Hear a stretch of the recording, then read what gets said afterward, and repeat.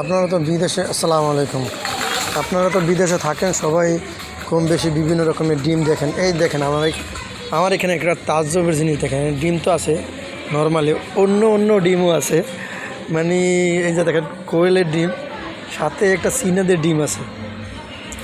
এই ডিম দিয়ে এমন করা একটা কালো ডিম, এই যে ডিম তো আপনারা দেখেন না, একটা ডিম আছে প্যাকেট করা 4 পিস। 4 পিসের দাম কত জানেন? 8 টাকা 15 পয়সা। আর এইটার দাম হইল 9 টাকা 95 পয়সা। মানে ডিমের ভিতরে কত করে এটা পেপার দেওয়া, এটা খুললে দেখা যায় এটা কেমন অবস্থায়। দেখেন এটা বেচাই, কিন্তু এইটাই স্পেশাল, এটাই স্পেশাল কালোটা। ঠিক আছে, একটু অন্য রকমের।